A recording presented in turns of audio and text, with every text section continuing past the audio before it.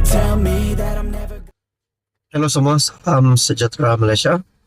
Tuan-tuan dan puan-puan, selamat datang ke channel Fels Lifestyle.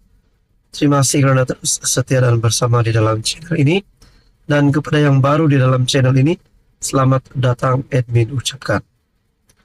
Tuan-tuan dan puan, selepas Anwar Ibrahim menjadi Perdana Menteri, rupanya ini satu pengakuan daripada PMX yang pasti mengejutkan musuh politik Anwar, yang pasti mengejutkan ramai.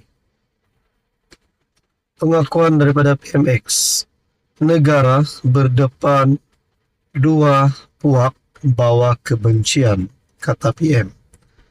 Melalui satu artikel daripada Malaysia Kini bertarikh 15 September, Perdana Menteri Anwar Ibrahim menjelaskan cabaran kerajaan berdepan dua kelompok pembawa kebencian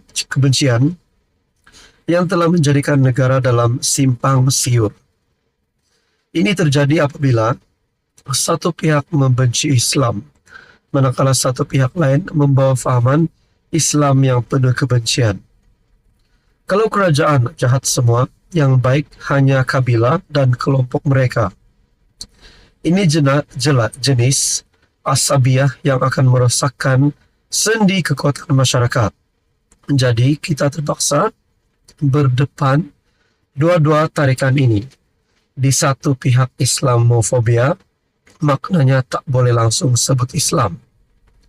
Di satu pihak lagi, mereka saja kelompok Islam yang lain, semua sesat dan jahat dan zalim, katanya ketika berucap pada majlis himpunan 24K Hufaz di Masjid Wilayah Persekutuan. Untuk rekod, istilah asabiah, fahaman kepuakan dan kesukuan, mempunyai konotasi buruk kerana mengandungi unsur ekstremis atau sikap keterlaluan terhadap suku atau kelompoknya. Negara ini dalam simpang siur. Di satu pihak sebaik saja sebut Islam, dia terus melenting. Bila saya sebut JAKIM, Jabatan Kemajuan Islam Malaysia, harus nasihat kerajaan dalam semua bidang apa salahnya. Tetapi ada yang melenting. Ada yang melenting kata ada usaha untuk menghasut rakyat menggunakan program Islam. Di mana salahnya? Soalnya tanpa menamakan secara khusus pihak-pihak yang dimaksudkan. Bukan kita suruh buat zalim. Kita faham, hak bukan Islam, kita hormati mereka. Tetapi jangan dia bawa fahaman barat Islamofobia. Sampaikan kita tak boleh sebut pasal Islam. Jadi kita harus berdepan pihak ini. Ada satu pihak lain bawa Islam penuh kebencian, orang lain semua buruk.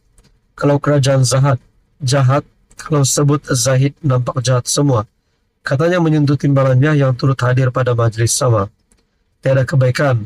Kalau jahat semua kerajaan, yang baik hanyalah kabilah dan kelompok mereka. Ini satu pengakuan Anwar Ibrahim yang pasti mengejutkan ramai. Apa komen Anda? Halo semua, salam sejahtera Malaysia. Selamat datang ke channel Fels Lifestyle. Terima kasih kerana terus setia dan bersama di dalam channel ini. Tuan-tuan dan puan, ada saja pendedahan daripada SPRM yang menggemparkan seluruh rakyat Malaysia. Seleweng dana sana sini, penyalahgunaan kuasa, salah guna jawatan yang mereka ada, sehingga menyebabkan kes rasuah di Malaysia ini semakin menjadi-jadi. Namun pada akhirnya, di bawah pemerintahan Perdana Menteri Datuk Seri Anwar Ibrahim, banyak kes rasuah yang berjaya ditumpaskan SPRM. Satu isu terkini ataupun satu keputusan terkini daripada SPRM yang pasti mengejutkan ramai. Mereka lah yang dipercayai, mereka lah yang diberikan amanah tanggungjawab, tapi mereka jugalah yang merosakkan kepercayaan rakyat Malaysia terhadap mereka. Sindiket seludup warga asing, hampir RM800,000 wang tunai dijumpai di bilik tidur pegawai imigresen. Artikel daripada Buletin TV3 bertarik 18 September 2024. SPRM membuat pendedahan mengejutkan berhubung sitaan bagi sindiket penyeludupan warga asing menggunakan modus operandi counter laluan khas ataupun counter setting. Ketua Pesuruhjaya SPRM Tan Sri Azam Baki berkata, hampir RM800,000 Malaysia wang tunai dijumpai di dalam bilik tidur 2 pegawai imigresen yang terlibat dalam sindiket berkenaan. Sitaan wang tunai antaranya sebanyak RM518,250 kita pernah jumpai daripada pegawai imigresen kanan grade KP22 wanita di Pahang. Wang diletakkan di dalam bagasi di bilik tidurnya. Turut disita RM248,443 daripada pegawai imigresen grade KP19 lelaki yang bertugas sekarang di Melaka. Wang dijumpai di bawah katil bilik tidur utama, katanya pada sidang media di Ibu Pejabat SPRM. Tambahnya, jumlah itu antara keseluruhan RM1,49 juta yang disita selain ES 9.900 dan 5.470 bat menerusi OP PAM, OP Setting dan OP PAM 2.0 yang dijalankan masing-masing pada 20 Ogos, 29 Ogos serta 12 September lalu.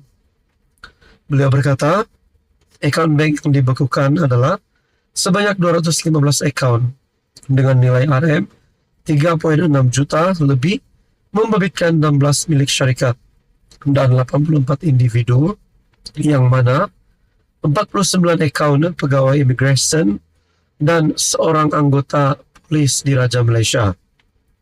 SPRM turut menyita 22 unit kenderaan dengan melibatkan 9 kereta dan 13 motosikal. Saudara-saudara, bagi saya ini pasti satu tangkapan dan penemuan mengejutkan daripada SPRM terhadap seluruh kepimpinan politik Malaysia. Turut disita 2 jongkong emas masing-masing seberat 1 kilogram dengan anggaran nilai RM720,000 dan lebih 75 utas barang kemas seperti cincin, gelang rantai, loket, serta subang selain 12 jam tangan pelbagai jenama. Operasi adalah hasil risikan yang dijalankan selama 6 bulan oleh bahagian perisikan SPRM.